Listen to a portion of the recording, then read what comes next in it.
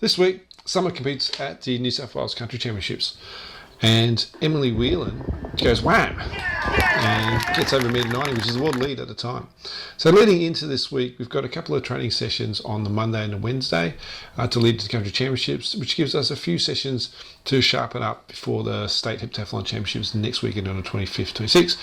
So this is Summer just loosening up, doing some hurdle work to focus on next week. Her brother gives it a little bit of a run.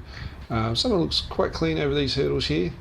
Nice rhythm. I'm just trying to, I guess, blow out some cobwebs and get in some good shape. So we just did a few hurdles, a few sprints, and we just threw some javelin because this is our last javelin session before we compete.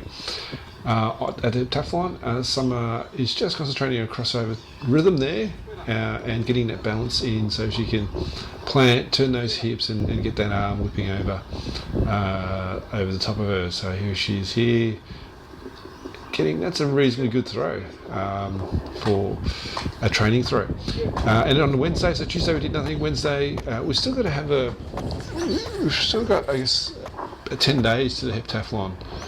So we're still focusing on trying to get into some decent shape for the heptathlon. So Summer has a session where she does some high jump, which will sharpen her up for the weekend, the Country Championships.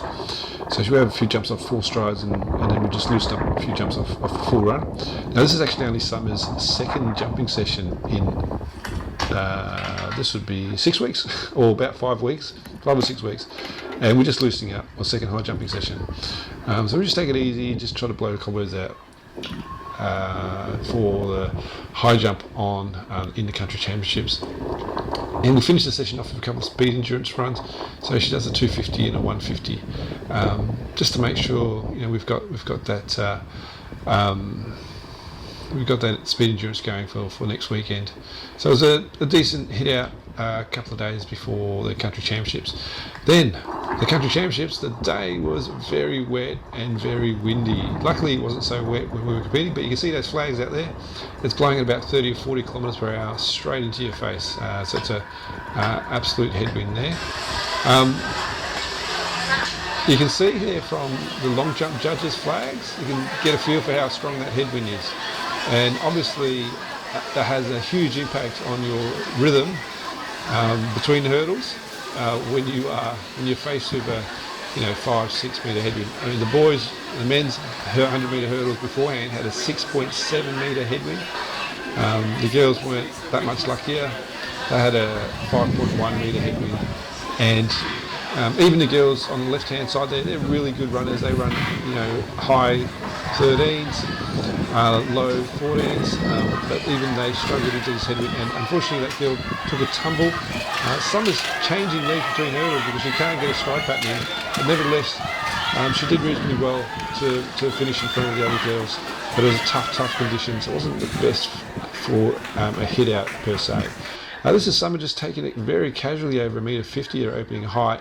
The following day, you can see that it's a bit windy. She's got a big tail breeze here, which she's reasonably casual there, but she sort of like sprints off a little bit too quick in terms of rhythm. She still managed to get over 1.60 on the first attempt. The steeplechase runners gave her a little bit to worry about in terms of getting that timing for the jump. Put her off a little bit, but didn't put Emily Whelan off. That's her going over 1.88 and that was a huge clearance over 1.88, and this is her going whack over 1.90, and at the time it was a world lead. So fantastic work from Emily Whelan. Next week, Summer's competing at the State Heptathlon Championships, so we'll give you an update on that when that comes around. But decent weekend all round. Always good to get a good hit out. Wasn't great conditions, but yeah, sometimes that's just the way it is. So I'll speak to you next week.